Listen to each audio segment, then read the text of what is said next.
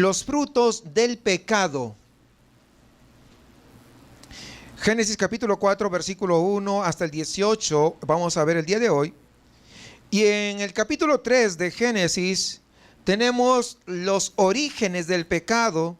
Y en el capítulo 4 estaremos viendo sobre los frutos de ese pecado. Ya alguien podría preguntarse si el pecado es realmente malo. El ser humano no estaba simplemente sufriendo de una especie de envenenamiento por haber comido del árbol del conocimiento del bien y del mal. No, nada de eso. Y en el capítulo 4, sin embargo, nos va a revelar la magnitud de lo que realmente le había sucedido al hombre.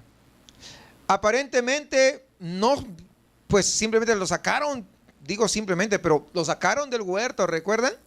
Y ya no pudieron, entonces, y Dios le dijo, pues ahora tu vida va a ser diferente, la mujer que va a dar a luz con dolores, ¿verdad? El hombre que iba a tener que trabajar y sudar fuerte para poder llevar, ¿no?, el sustento a su hogar. Y la serpiente, que era un animal muy inteligente, pues ahora se tenía que arrastrar, y hemos visto que eso era símbolo de humillación. Entonces, todo eso, pero pues no se veía algo más. Pero cuando vamos al capítulo 4 es donde vamos a ver esta magnitud de lo que había sucedido realmente con el hombre. Y esto debido a ¿qué? A su incredulidad, pero también a su desobediencia. Es decir, la incredulidad y la desobediencia no son buenos amigos. Muchas veces escuchamos el consejo de la palabra de Dios, pero somos desobedientes sabiendo lo que tenemos que hacer. Y hay otros que dicen, yo no creo que sea así, aún escuchando lo que la Biblia dice. Es decir, la incredulidad es pecado y también trae juicio de Dios. Y es lo que vamos a ver a continuación. Se habían apartado de Dios y habían pecado de tal manera que el juicio de Dios pues estaba sobre los que habían pecado directamente, pero no sobre solamente solo ellos, sino que también que iba ¿a dónde? A su descendencia, a sus hijos y a los hijos de sus hijos. Y pues y debido a esto nosotros nos quedamos pues con ese tipo de naturaleza, esa naturaleza que tiende ¿a qué? Al pecado. Tenemos la misma naturaleza que nuestros antepasados. Nadie tiene la naturaleza del chango, ¿verdad que no? Yo no lo veo saltando. No. La naturaleza es la naturaleza ¿a qué? ¿A qué? A pecar, a caer. Y es que Adán nos transmitió una naturaleza pues bastante mala. Y lo que se encuentra revelado en la historia de los dos primeros hijos de Adán y Eva es lo que vamos a ver para darnos cuenta de dónde provenimos y por qué muchas veces, si no dejamos que muera ese viejo hombre, no vamos a poder dar esos frutos dignos ¿de qué? De arrepentimiento. Y vamos entonces a ver sobre el nacimiento de Caín y Abel, que es por donde empieza este capítulo 4. El nacimiento del primer bebé. Génesis 4:1. Conoció Adán a su mujer Eva, la cual concibió y dio a luz a Caín. Miren, el primer hijo. Y dijo, por voluntad de Jehová he adquirido varón. Lo declaró. Por voluntad de Jehová he adquirido varón. Y yo me imagino que debido al juicio que ya Dios había emitido, Eva pues debió haber experimentado ese tremendo dolor de parto, ¿sí o no? Pues no estaba, o sea, nunca ella sabía cómo eran esas cosas, pero ella, yo me imagino que fue terrible. Sin embargo, algo precioso que podemos ver es que aún en esas circunstancias conoció de la gracia de Dios al cuidar su vida en el alumbramiento, porque nadie sabía cómo iba a ser. Eva no tenía experiencia, ¿o sí? y Adán menos. ¿Cómo podría Adán ayudarla? Diciéndole, ay, tú eres bonita, tú eres hermosa, se te va a pasar. He visto en Discovery cuando están así y el hombre va a tratar de darle palabras de ánimo, lo que le hace una cachetada. Sí, no han visto, yo he visto en Discovery, ¿no? A mí no me han dado ninguna cachetada por si acaso. Yo lo he visto en Discovery. Y entonces Adán, pues no sabía ni qué hacer. Pero vemos aquí la gracia de Dios. Porque nadie había venido para ayudarle. Ni ella ni Adán tenían experiencia de haber visto un parto antes. Entonces, eso, pues tenemos que quedar claro que la gracia de Dios pudo hacer que ese bebé naciera bien, ¿sí o no? Y que Eva pues no tuviera ni siquiera ni un desgarro, vamos a decir así, ni nada, esas cosas tantas complicaciones que vemos ahora. Entonces vemos la mano de Dios aún ahí obrando a pesar de haber fallado. ¿Sí? Comprendemos esa parte. O sea, eso nos tiene que quedar claro, que a pesar de haber fallado, la gracia de Dios, ¿qué? Se extiende sobre ellos. Y esto revela que Adán y Eva naturalmente no anticiparon, hermanos, que la lucha entre el bien y el mal iba a ser muy, pero muy prolongado. Cuando Caín nació, al comprobar Eva que el Señor le había enviado un niño, y como Dios había dicho que de la simiente de la mujer heriría de la cabeza a la cabeza de la serpiente, debió haber pensado, pues, ha llegado el momento del cumplimiento de la promesa que Dios había dicho. Pero Caín no era esa persona. No era en absoluto Caín el Salvador. Era un asesino. Y aunque ella declararon, ¿verdad?, que le ponía a Caín porque el Señor se lo había dado. Y alguien podría decir, era el hijo de la promesa, pero era un asesino. Es decir, no basta que nosotros declaremos, porque por naturaleza, esa naturaleza caída, tenemos a hacer lo malo, a menos que Dios transforme el corazón de uno. A menos que eso suceda. Porque a veces vemos a nuestros hijos muy tranquilitos, muy obedientes y todo. Y he visto pues las noticias. Noticias en las cuales la gente está asombrada. Un muchachito que creció allí en la iglesia. Todo el mundo lo respetaba, todo el mundo hablaba muy bien de él, qué buen muchacho, y todos decían, oh, yo quisiera tener un hijo como el tuyo, mira qué obediente, qué bien portado, no, es tremendo. Pero crece y se pierde y se convierte en lo peor de la sociedad. ¿Por qué? Porque tenía tal vez un carácter así, pero como su corazón no fue transformado, entonces su corazón estaba propenso ¿a qué? A ser impactado por el diablo. Y cuando el corazón no es transformado, pues va a tener esa abertura para que el diablo venga y aplique. Mas cuando el corazón ha sido transformado y ha sido cambiado por Dios, ¿va a venir el diablo? ¿Sí o no? Sí, puede venir y tirar ¿qué? Sus dardos. Y solamente hasta lo que Dios le permita. Pero Dios es justo, dice, y fiel, que no va a permitir que nosotros seamos tentados más de lo que podamos resistir.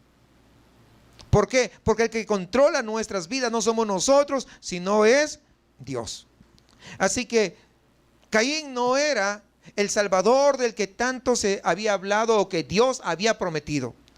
Iba a pasar demasiado tiempo para que llegase este Salvador que había sido profetizado. Y es así que por miles de años se ha venido desarrollando la lucha entre la simiente de la mujer y la simiente de la serpiente. Pasemos al versículo 2. Después dio a luz a su hermano Abel, y Abel fue pastor de ovejas, y Caín fue labrador de la tierra. Y aconteció andando el tiempo que Caín trajo del fruto de la tierra una ofrenda a Jehová. Aquí la frase al transcurrir el tiempo realmente significa al final de los días, lo que podría tal vez referirse al día de reposo o al día que Dios había descansado. La expresión Caín trajo indica un lugar designado. Trajo al lugar que ellos ya sabían con anticipación que debían llevar. O sea, ese Caín trajo, se supone que Caín ya sabía que tenía que llevar a ese lugar, ¿no? O sea, tenía conocimiento. Es decir, ellos estaban trayendo una ofrenda para Dios en un lugar que había sido previamente señalado que era lugar para adorar. Y eso implicaría que lo que estaban haciendo era debido a una revelación que habían recibido, porque si vamos a la epístola de Hebreos 11:4, fíjese lo que dice: por la fe Abel ofreció a Dios un mejor sacrificio que Caín, por lo cual alcanzó el testimonio de que era justo, dando Dios testimonio de sus ofrendas, y por la fe, estando muerto, todavía habla. ¿Y cómo pudo Abel haber ofrecido algo por fe? Porque el apóstol Pablo ahí en Romanos dice, Romanos 10:17, versículo muy conocido: así que la fe viene por el oír, y el oír ¿de qué? ¿De la palabra de quién? Es decir, que él tuvo que haber escuchado algo de la palabra de Dios que le decía: ustedes van a ofrecer sacrificio en este lugar. ¿Sí comprendemos eso? O sea, aquí van a ofrecer. Dios tuvo que haber revelado su palabra acerca de este asunto. Pues de otra manera, Abel no habría podido ofrecer el sacrificio por la fe. ¿De dónde desarrollaba la fe? No había ningún, nadie atrás de él que le hubiera dicho: haz esto, aquello y lo otro. Caín, sin embargo, a pesar de haber recibido las mismas instrucciones, no vino con esa actitud. El texto dice que trajo una ofrenda del fruto de la tierra. No había nada malo en el fruto, ni creo que haya traído el fruto que le sobraba, sino que había presentado como ofrenda al Señor el mejor fruto y el más delicioso tal vez que pudo haber escogido. Y podemos notar que los dos hijos eligieron sus respectivas ocupaciones y a su debido momento pues trajeron una ofrenda para Dios. Versículo 4 dice: y Abel trajo también de los primogénitos de sus ovejas, de lo más gordo de ellas, y miró Jehová con agrado a Abel y a su ofrenda. Notemos dos detalles importantes en la ofrenda de Abel. De los primogénitos de las ovejas es lo que trajo Abel. Y si usted recuerda, años más tarde, Dios exigió esto mismo al pueblo de Israel. ¿Cómo pudo haber sabido Abel de eso?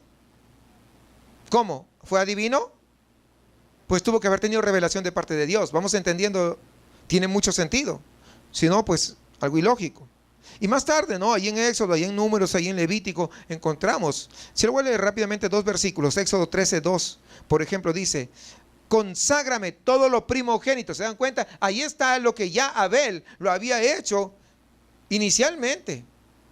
En Levítico 27:26 dice: pero el primogénito de los animales que por la primogenitura es de Jehová, nadie lo dedicará, sea buey u oveja, de Jehová es. Fíjense, es decir, lo que Abel estaba haciendo es muy importante. Entonces, en el primer detalle de los primogénitos de las ovejas fue lo que ofreció Abel. Y en segundo lugar, dice que trajo de lo más gordo de ellas. Y es interesante que la palabra en hebreo, lo más gordo, significa grasa. Y si ustedes recuerdan, era la parte del animal que Dios posteriormente exigió que se quemara sobre el altar. ¿Recuerdan? Cuando veíamos Levíticos. Ahí está. Por ejemplo, le voy a leer solamente versículo de Éxodo. Éxodo 29:13 dice: tomarás también toda la grosura, ahí está, que cubre los intestinos, la grosura de sobre el hígado, los dos riñones y la grosura de sobre que está sobre ellos, y lo quemarás sobre el altar. Fíjense cómo Abel supo que tenía que ofrecer. Por una revelación de parte de Dios. O sea, no fue revelado por el amigo, la amiga. Fue directamente por Dios. No, o sea, ¿cómo supo Abel que esas ofrendas eran las que iban a agradar a Dios? La respuesta pues es de que a pesar de la naturaleza caída, el hombre, si quiere, escuchen, si quiere, puede gozar de la comunión íntima con Dios. Y aunque el Espíritu Santo en esos tiempos no estaba presente como el día de hoy, sin embargo, sí había mucha evidencia del Espíritu Santo. ¿Y quién es el que viene y te redarguye y te dirige? ¿No es el Espíritu Santo? En ese tiempo, Abel decidió obedecer a Dios, escuchar a Dios, vivir de acuerdo a lo que Dios había establecido, lo que había ordenado. Y eso hizo, pues, lógicamente que él gozara una comunión con Dios, y a través del cual Dios, mediante su Espíritu Santo, lo guió a la selección perfecta de la ofrenda, cosa que no ocurrió con Caín. Por eso es que usted quiere agradar a Dios, usted tiene que tener esa comunión con el Espíritu Santo, esa comunión con Dios, de tal manera que sea el Espíritu Santo quien lo guíe. Muchas veces, no, yo hago las cosas a mi manera. Sí, síguelas haciendo y mira cuál va a ser el final. ¿Cuál va a ser el final? No es un final bonito. Y ahora lo vamos a ver con Caín. Versículo 4. Y Abel trajo también de los primogénitos, dice, ¿no? Estamos leyendo eso. Y de sus ovejas, de lo más gordo de ellos. Y miró, fíjense, Jehová con agrado, ¿a quién? ¿A quién lo miró en primer lugar? Primero no fue por la ofrenda, fue primero por Abel. Y luego dice, y a su ofrenda. Versículo 5. Pero no miró con agrado a Caín. Y consecuentemente, ¿qué? Pues la ofrenda. Fíjense, si ustedes se dan cuenta, algo importante, Dios no solamente evaluó las ofrendas. Eso para que entendamos que a Dios no le podemos comprar con una ofrenda. Dios no solamente evaluó las ofrendas, sino que primero evaluó ¿a quién? Al hombre mismo. ¿Entiende eso, hermano? Evaluó. En realidad, la evaluación de las ofrendas se fundamentó en la evaluación que había hecho del hombre. Imagínense un hombre. ¿Se recuerdan ustedes la ofrenda de la viuda? ¿Recuerdan? La viuda dio ¿cuánto? Apenas dos blancas. ¿Y los fariseos? No, pues una tremenda bolsa. Y mandaba a tocar trompeta, para que todo el mundo se acercara, para que vieran, ¿verdad? Miren. Y lo que sonaba, recuerdan cómo les había dicho cómo eran, ¿no? Los recipientes donde pues hacía ruido tremendo, ¿no? Y todo el mundo, seguro hasta palma daba, bravo, la mejor ofrenda. Y yo, ¿qué sé? Y la viudita, a la justa se hizo ruido. Pero Jesús, ¿qué dijo? Que ella había dado, era mucho mejor esa ofrenda, había dado más que todos los demás. ¿Por qué? Porque Dios, ¿qué cosa es lo que mira primero? Del hombre, al hombre. Y después su ofrenda. ¿Por qué miró con agrado Dios a Abel? Pues Hebreos lo explica. Vamos a Hebreos rápidamente, Hebreos 11:4. Hebreos 11:4. Y dice, por la fe, Abel ofreció a Dios más excelente sacrificio que Caín, por lo cual alcanzó testimonio de que era justo, dando Dios testimonio de sus ofrendas, y muerto aún habla por ella. Obviamente ambos hermanos creían en la existencia de Dios, pero lo que diferenció, lo que distinguió la fe de Abel fue que era la clase de fe que justifica al hombre. Porque algunos tienen hasta fe muerta, ¿recuerdan? Pero acá Abel tenía esa fe que justifica al hombre. Como dice ahí en Romanos 4:3 dice, 4:3 y 4 dice, porque dice la Escritura, creyó Abraham a Dios y le fue contado por justicia. Pero el que obra no se le cuenta el salario como gracia, sino como deuda. Por eso Dios lo declara justo. En otras palabras, Abel era un verdadero creyente, mientras que Caín no lo era. Cumplía con todos los ritos, tal vez, pero su corazón no era del Señor. Y aunque Caín no era un verdadero creyente, sin embargo, a pesar de eso, vemos que Dios le hablaba. ¿Y sabe por qué le hablaba? Por misericordia. Por misericordia. A veces No, a veces voy a tener un caso. Un gran predicador. Dios lo usaba grandemente. Grandemente. Un día Dios mandó a un hombre de Dios, a un profeta, y le dijo: mira, si no te arrepientes, todo lo que tú tienes te lo voy a quitar y te vas a quedar sin nada, porque ahora tu mirada está puesta en otras cosas, olvidándote de donde yo te saqué.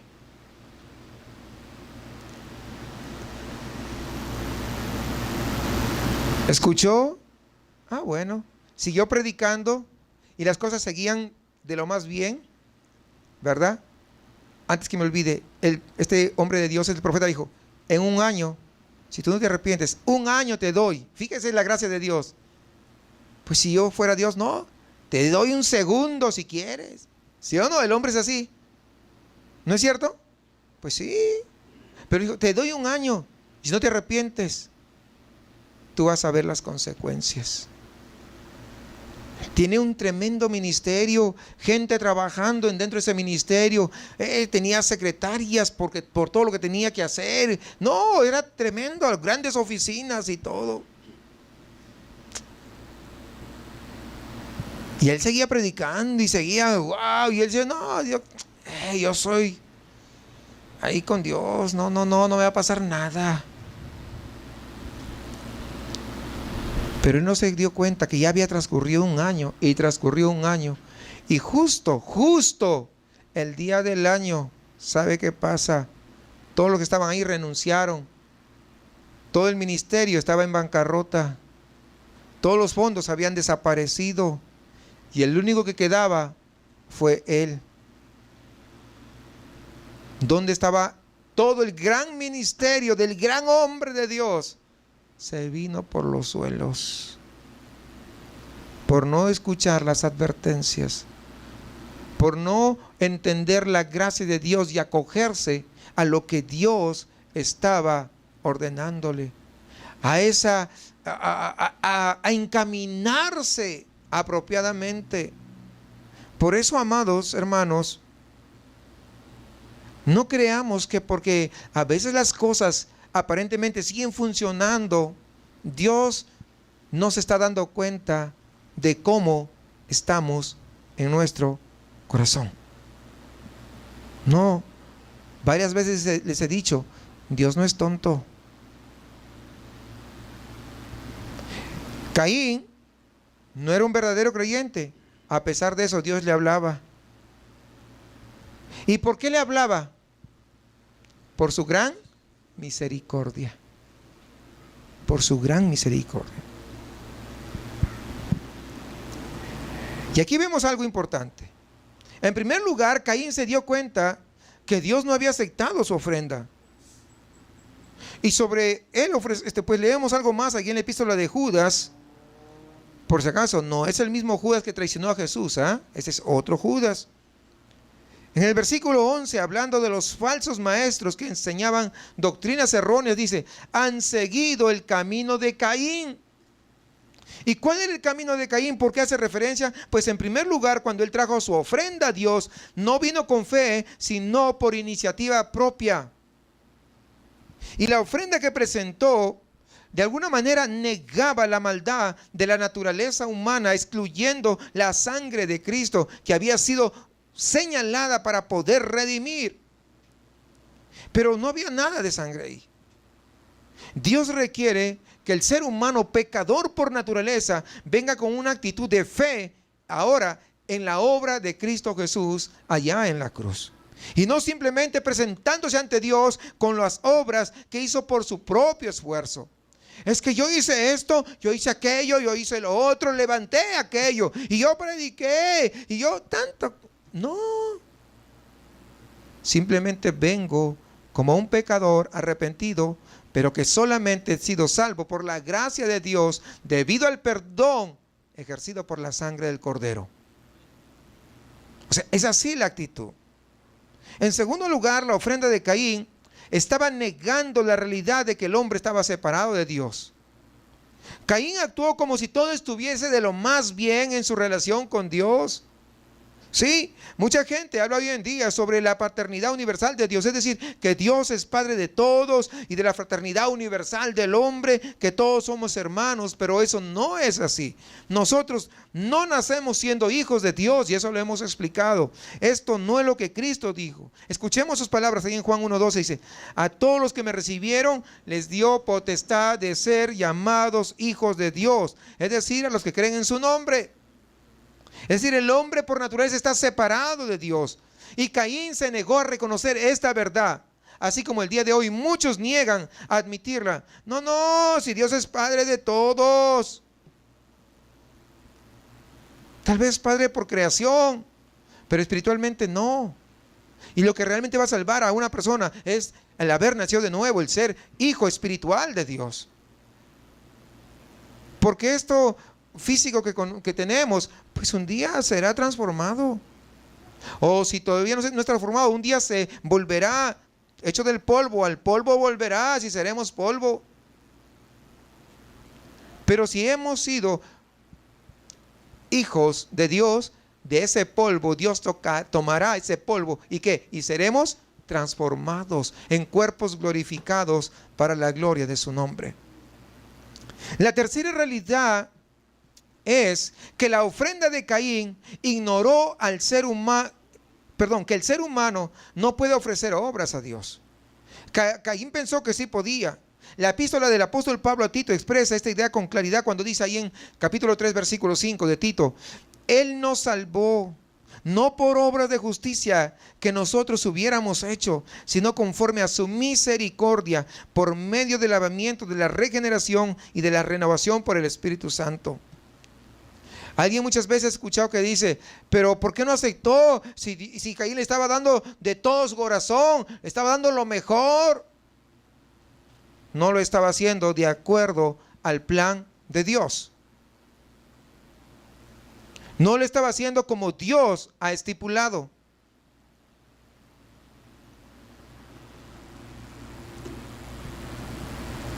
Esa es la diferencia. La diferencia entre Caín y Abel no consistía en que tenían caracteres diferentes, sino en la diferencia de las ofrendas. Los dos jóvenes tenían los mismos antecedentes, la misma herencia, la misma genética, y habrían sido formados bajo ambientes similares. No había prácticamente diferencia. La diferencia la establecieron en el momento que ellos presentaron su ofrenda.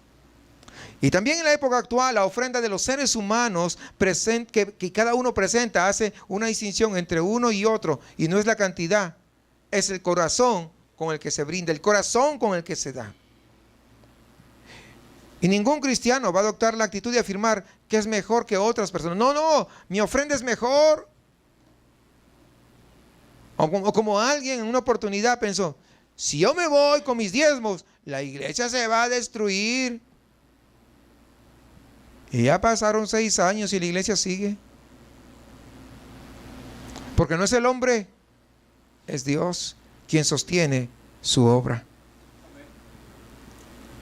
Después de todo, lo que le convierte a alguien en un cristiano, él es el haberse reconocido pecador. Porque si alguien no se reconoce pecador, pues nunca va a necesitar un salvador. Mientras no te reconozca como pecador, no necesitas de salvador. Pero cuando tú reconoces que eres un pecador, entonces también tienes que implícitamente reconocer que necesitas un salvador. Es decir, que alguien ocupe el lugar, alguien que muera en tu lugar, porque tú no lo puedes hacer, ya que eres pecador. Y aún tú muriendo, y aún tú entregándote, y aún tú diciendo: quiero que me crucifique, no podrás pagar por tus pecados, porque no eres perfecto, no eres santo. Necesitamos por eso alguien que sea santo, sin mancha, como Cristo Jesús. Y en la carta a los Romanos, capítulo 3, versículo 25, el apóstol Pablo dice de Cristo: a quien Dios exhibió públicamente como propiciación por su sangre a través de la fe. Por eso necesitamos fe. Si yo reconozco que soy pecador, lo que tengo que hacer es poner mi fe en Cristo. No tengo otra alternativa. No lo hay. Y puedo ser el peor pecador. Y sé que Cristo es suficiente para poder perdonarme. ¿Sí entendemos eso? Porque la gracia de Dios es sobreabundante. La gracia de Dios es mucho más grande que nuestros pecados. Además, en la misma carta de Romanos capítulo 10, versículo 3, escribiendo sobre los israelitas de su tiempo, dijo: desconociendo la justicia de Dios y procurando establecer la suya propia, no se sometieron a la justicia de Dios. Y esto, hermanos, es como una imagen de muchísimas personas el día de hoy que están intentando agradar a Dios por medio de ¿qué? De su religiosidad, vinculándose a una iglesia, haciendo méritos a través de actividades, y dice que están trabajando para el Señor cuando hacen sus gorditas, cuando venden, hacen rifas. ¿Cómo se llama la otra que hacen? Ahí en los mercados. Loterías. He visto en las iglesias haciendo loterías. Es el último grito de la moda para recolectar más dinero. Sí. No, yo estoy trabajando para el Señor. ¿Para cuál Señor será? Porque pues no creo que sea para Dios. Porque no tenemos. Cuando te dice hay que trabajar, ¿a qué trabajo se refiere? Básicamente, ¿a qué? Al ministerio de la reconciliación. Se va asociado a eso. Que a veces hay que trabajar, pues sí, pero no podemos descuidarnos en ese aspecto. Porque cuando nosotros nos dedicamos y te dicen, no, estás haciendo para el Señor. Y muchas veces engordan ahí la cuenta de la iglesia. Y muchas congregaciones tienen a engordar las cuentas de la iglesia, porque cuando el pastor se va con todos esos fondos como gratificación por su gran trabajo. ¿Qué les parece? ¿Está bien? Y fue para el Señor. ¿Para cuál Señor? ¿Qué Señor, verdad? Y muchos no se dan cuenta, pero así es. La justicia de Dios solamente puede ser concedida y atribuido por medio de Jesucristo y nada más. ¿Por qué? Porque necesitamos una justicia perfecta. Porque nuestra justicia es imperfecta. Y el único que puede proveer una justicia perfecta se llama Cristo Jesús. Dice también el apóstol Pablo, ahí en capítulo 4, versículo 25, el cual fue entregado por causa de nuestras transgresiones y resucitado por causa de nuestra justificación. Porque si Cristo no hubiese resucitado, en vano creímos. ¿Sí o no? Porque fuera como cualquier otro líder. ¿Dónde está Mahoma? Pues muerto. ¿Dónde está Confucio? Confundido también ahí en el infierno. ¿Sí? ¿Dónde está Carlos Marx? Stalin. O sea, todos, no toda esa gente, todos esos grandes filósofos, ¿dónde están? Ninguno, todos están muertos. El único se llama Cristo Jesús. Y hasta hay evidencia, no solamente en la Biblia, sino hay hasta evidencia arqueológica. O sea, es un hecho innegable. Tan innegable es de que aún los ateos, pues, celebran Navidad. Porque descansan en 25 de diciembre, ¿sí o no? Si no creyeran, pues vayan a trabajar. Claro. Semana Santa. ¿Ah? Jesucristo partió la historia antes y después. Nadie más lo hizo. Nadie dice, no, o sea, antes y después de Mahoma. ¿Ha escuchado eso? Pues ni en la India, ¿verdad? O sea, en ningún país. Pero sí se dice antes y después de Cristo. Y es por nuestra justificación o a causa de nuestra justificación es que Él resucitó. Para que usted y yo podamos obtener ¿qué? La justicia. Una justicia perfecta. O sea que Él fue resucitado a fin de que nosotros todos pudiéramos ser justificados. Él ocupó nuestro lugar. El apóstol Pablo continúa diciendo ahí en 2 de Corintios: al que no conoció pecado, Dios le hizo pecado por nosotros para que fuéramos hechos justicia de Dios en él.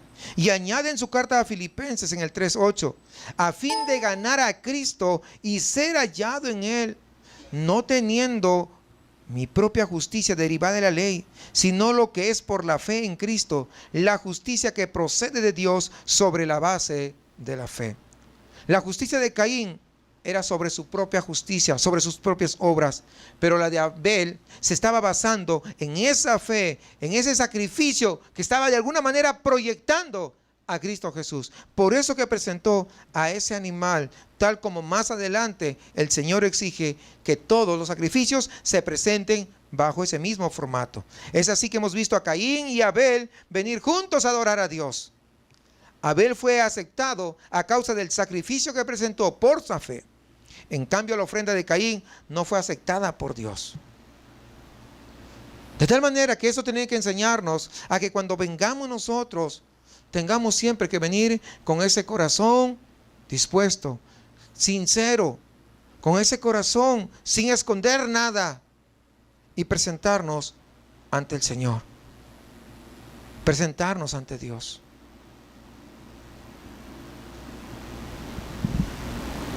Y cada uno traigamos de acuerdo a lo que hemos sido prosperados, dice también la palabra.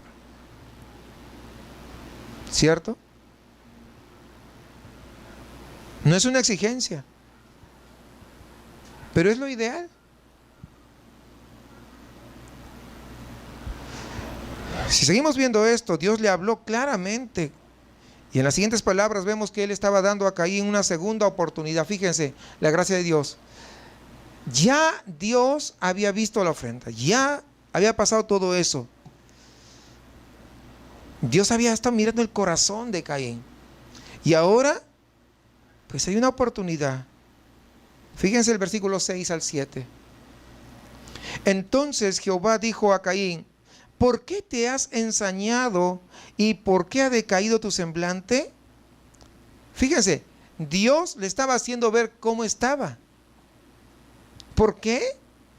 Si bien hicieres, ¿no serás enaltecido? Y si no hicieres bien, el pecado está a la puerta. Con todo esto a ti será su deseo y tú te enseñorearás de él. Vemos como la advertencia tan clara de Dios ahí. No sé si lo notan. Es una advertencia muy, muy clara. ¿Por qué? ¿Por qué Caín estaba tan enfadado? Tan enojado como para poder asesinar a su hermano. Recuerden una cosa, que detrás de un crimen premeditado siempre hay cólera. ¿Por qué digo que era premeditado? Porque Dios ya sabía lo que estaba pensando. ¿O no? Porque acá lo vemos que lo está descubriendo. O sea, siempre detrás de un crimen premeditado hay cólera, hay ira. Y el Señor dijo, si alguien estuviera enojado con su hermano sin motivo, es como si fuera culpable de homicidio. ¿Recuerdan eso? ¿No? Entonces, detrás del enojo hay celos, y detrás de los celos hay orgullo. Y en el orgullo espiritual no existe, ¿sabe qué? Ningún sentido del pecado. El apóstol Santiago, ahí en su carta, dice en el capítulo 1, versículo 5, después, cuando la pasión ha concebido, da a luz el pecado. Y cuando el pecado es consumado, engendra ¿qué cosa? La muerte. El enojo de Caín, ese enojo que él sentía, lo llevó a ese crimen. Pero detrás de eso estaba sus celos y estaba su orgullo. No, si mi ofrenda es la mejor, si me esforcé, si hice esto, si hice aquello, si hice el otro. O sea, él quería presentarse como tal. Y Dios trata con él, ¿no? De una manera tremenda. Le dice, si haces bien, ¿no serás aceptado? O sea, la pregunta podría mejor traducirse, si haces bien, ¿no alcanzarás la excelencia? El hijo mayor siempre ocupaba un lugar de preeminencia y Caín debió pensar que iba a perder este privilegio. No, vas a perder, o sea, no, güey. Y Dios le dijo que si actuaba correctamente, no había motivo para perder el privilegio de ser hijo mayor. Le estaba advirtiendo. Y sin embargo, no lo quiso hacer. Sin embargo, no quiso obedecer. Sin embargo, él no quiso reconocer que estaba fallando. Pues ya la regaste, pero puedes enmendarte.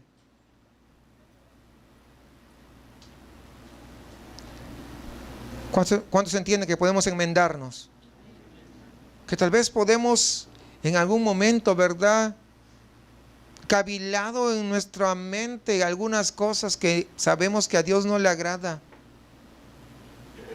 Pero grande es su misericordia. Fíjese cómo es Dios que le está extendiendo su gracia. ¿Se dan cuenta? Porque le está hablando de todas las consecuencias a fin de que pudiera enmendarse. Si se hubiera enmendado, estoy seguro que Dios le hubiera perdonado. Pero a veces el orgullo tonto no nos deja reconocer, a pesar de saber, ¿no? ¿Cómo voy a reconocer que yo la regué?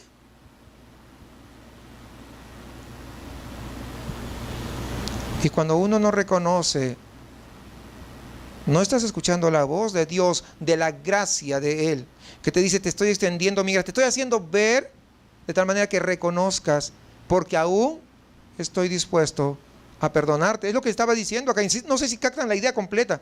O sea, mira, te estoy haciendo ver dónde estás fallando para que te rectifiques, porque te quiero perdonar. No, o sea, eso, hermanos, es tremendo.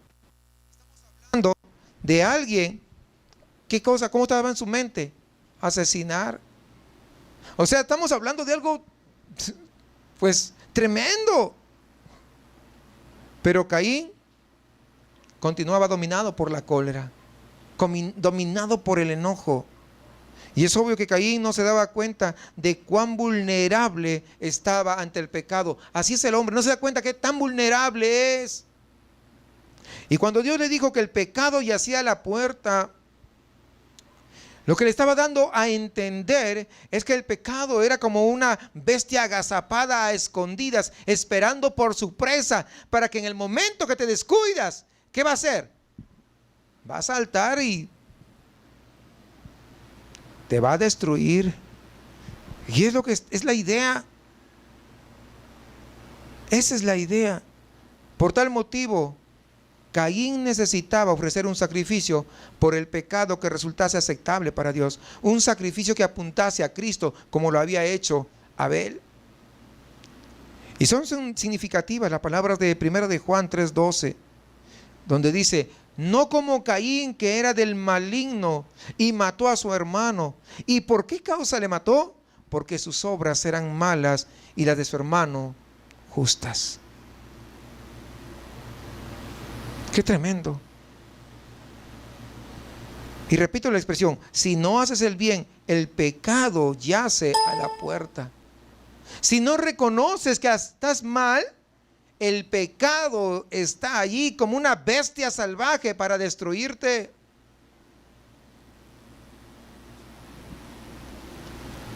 Sí, eso es lo que está diciendo. Si tú no entiendes, te haces el oxiso, no creas que va a ser diferente. Y mira las consecuencias, vamos a seguir. Hacer el bien hubiera sido traer pues la clase de ofrenda que Abel había traído.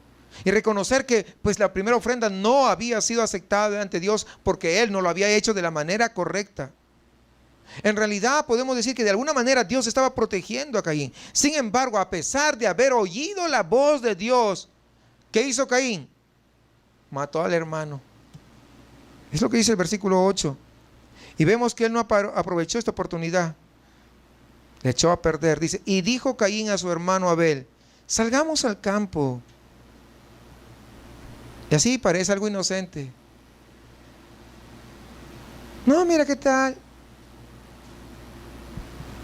Salgamos al cine, nadie nos ve ahí en la oscuridad.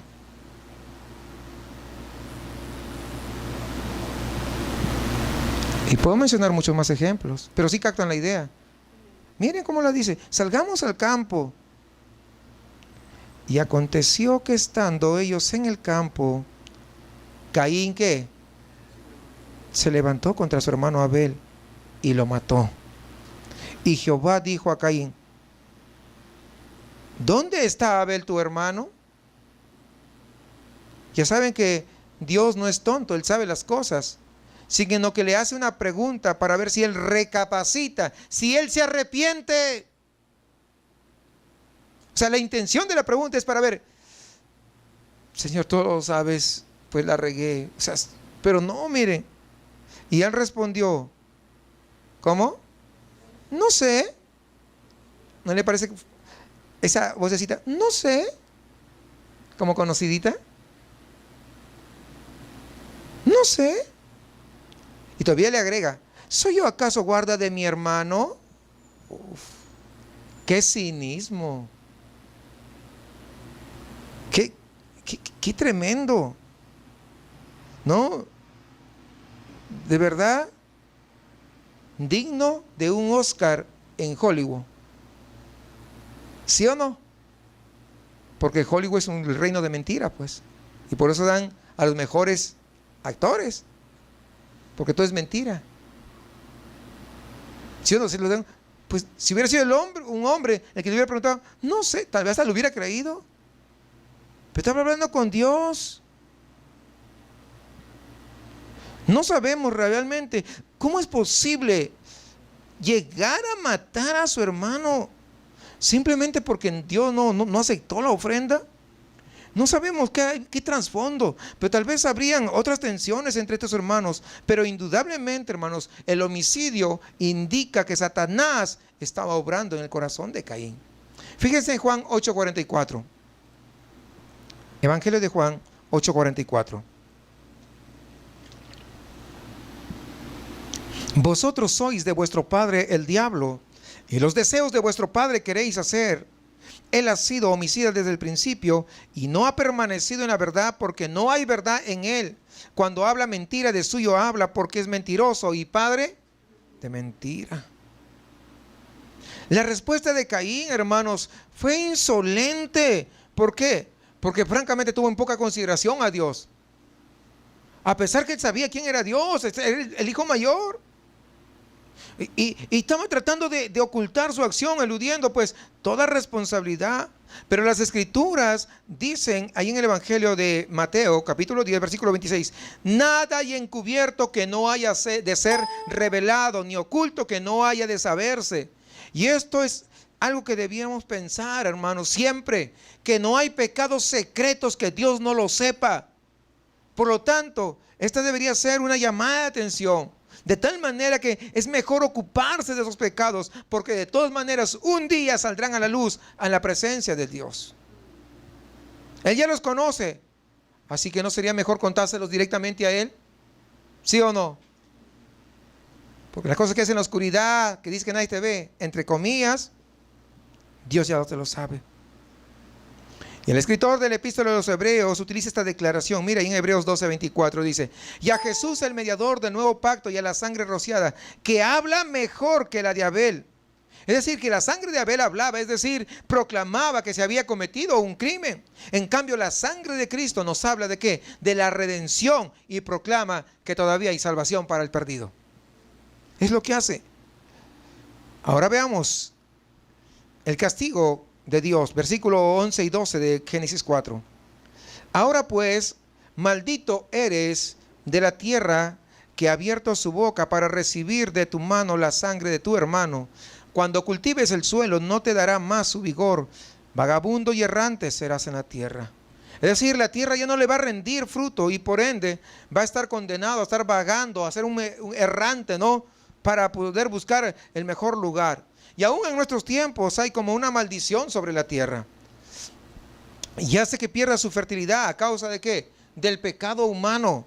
Y en algunas regiones más pobladas del mundo hay multitudes que mueren de hambre. Multitudes, ¿no? Y ahora lograr que la tierra produzca requiere esfuerzo, requiere ingenio, requiere que estén creando nuevas cosas para poder hacerla fértil a la tierra.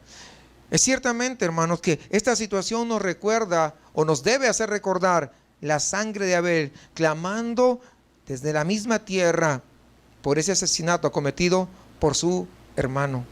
Y esto muestra cómo el pecado iba dominando más y más el corazón del hombre. Algunos preguntan, ¿y quiénes iban a matar a Caín? ¿Verdad? Pues la respuesta es evidente, los demás descendientes de Adán y Eva, porque no fueron los únicos, tenían más hijos. Y a diferencia de Adán y Eva, Caín tuvo la osadía de reclamar por la severidad del juicio de Dios. No, ahí está en el versículo 13, dice, y Caín dijo al Señor, mi castigo es demasiado grande para soportarlo. Había matado, fíjense, y el castigo que le estaba dando Dios es demasiado grande, fíjense, se estaba quejando todavía. Le estaba diciendo, tú eres injusto. Lo mismo que aquellas personas dicen, ¿por qué a mí, Señor? ¿Por qué a mí? Algunos es producto de su pecado. Y otros es que Dios está tratando con su vida. Pero Dios jamás es injusto. ¿Cuántos están de acuerdo en eso? Jamás es injusto. Si tal castigo era más de lo que podía soportar, ¿por qué entonces no cambió su rumbo? ¿Sí o no? Hubiera cambiado su rumbo. Si algo, pues te estás yendo ahí y está mal, pues cambies el rumbo. Pero fíjense, ¿por qué no cambió volviendo su rostro a Dios? ¿Por qué no llegó y confesó su pecado, dejando que la misericordia de Dios le alcance? Es verdad que su carga era demasiado pesada como para poder sobrellevarla, pero Dios estaba proveyendo un Salvador. Lo único que tenía que hacer es volverse hacia Dios, acercarse con un corazón sincero. No obstante, vemos ahí en el versículo 14 que continúa diciendo, he aquí, me has arrojado hoy de la faz de la tierra, quejándose, y de tu presencia me esconderé, y seré vagabundo y errante en la tierra, y sucederá que cualquiera que me halle me matará. Caín estaba diciendo que a partir de ese momento, pues, tenía que permanecer escondido su rostro de Dios, y por supuesto, esto no es exactamente lo que sucedió, pero observemos que Dios iba a protegerlo, lo cual era extraño, pues Dios estaba realmente protegiendo a un asesino. Fíjense versículo 15. Entonces el Señor le dijo, no será así, pues cualquiera que mate a Caín 7 veces sufrirá venganza. Y puso el Señor una señal sobre Caín para que cualquiera que le hallase no le matara. Pues no sé en qué consistió esa marca y ha habido mucha especulación al respecto. Yo no quisiera añadir una más. Así que, ¿qué era la marca? No lo sé. No lo sé. Lo que queda claro es que Dios protegió a Caín, a pesar de lo mal que se haya portado. En aquella época, recordemos, pues no se había promulgado aún ninguna ley. Y Caín era un pecador, pero al no existir ley referente al crimen, pues no era infractor. ¿Sí entiende eso? ¿Entiende o no entiende? Porque es a través de la ley, de los mandamientos, dice, no matarás.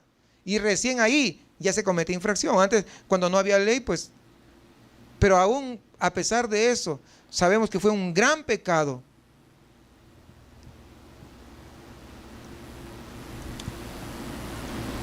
Y al realizar esa muerte, ese homicidio, puso de manifiesto lo que había en ¿dónde? En su corazón. Puso de manifiesto la naturaleza. Después de la tragedia, Caín pues se aleja de la presencia de Dios. Y no solamente eso, dice que va y funda una civilización que se desarrolló totalmente separada de Dios. Versículo 16 y 17. Y salió Caín de la presencia del Señor y se estableció en la tierra de Nod, al oriente del Edén. Y conoció Caín a su mujer, y ella concibió y dio a luz a Enoc, y edificó una ciudad y la llamó Enoc, como el nombre de su hijo. Y muchos se preguntan, ¿de dónde surgió la mujer para Caín? Bueno, en base a lo que dice Génesis 5:4, donde se resume la vida de Adán, el texto dice que engendró hijos e hijas. Pues seguramente la mujer fue una de las hijas de Adán y Eva. En ese entonces, pues eran los primeros, por eso sí se podía permitir, o Dios permitió, que la reproducción se hiciera entre hermanos. Pero eso fue al comenzar. Ya después, ya no, ¿verdad? Por eso que después, ahora cuando se casan primos cercanos así, los hijos salen con malformaciones. Entonces, es por esa razón. Pero en ese tiempo era permitido porque Dios les había dicho que hicieran, pues que se reproducieran, ¿no? Y que llenaran toda la tierra. ¿Y cómo lo iban a hacer? Pues ahí, entre ellos, ¿no? Entonces, aquí en los versículos que acabamos de leer, vemos el comienzo de la vida urbana de una ciudad, dice, ¿no? Y entonces desde ese entonces, los seres humanos han estado haciendo lo mismo, creando grandes comunidades urbanas. Y las ciudades, a pesar de esa gran influencia económica y esa aparente prosperidad, han llegado a convertirse en uno de los problemas más complejos para el hombre actual.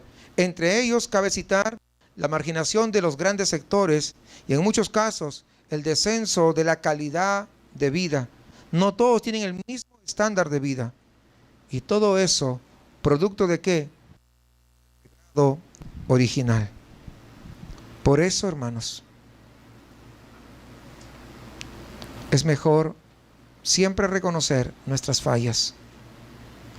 Caín no lo hizo, fue y fundó una ciudad, entre comillas, próspera, entre comillas, muy floreciente, pero alejada de los caminos de Dios.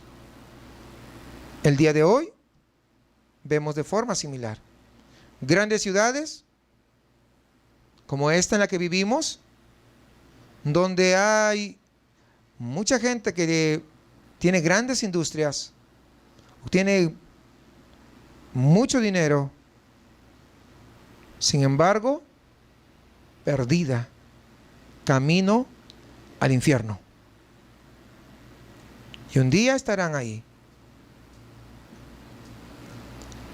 Por eso, nosotros esperamos a nuestro Redentor. Por eso es que nosotros anhelamos que venga pronto para redimirnos. Porque mientras vivamos en este mundo, vamos a vivir agobiados por esta naturaleza caída en que vive la sociedad. De ahí que nuestro corazón debería anhelar que Cristo venga pronto, a fin de redimirnos y poder juntamente con Él disfrutar de cielos nuevos y tierra nueva.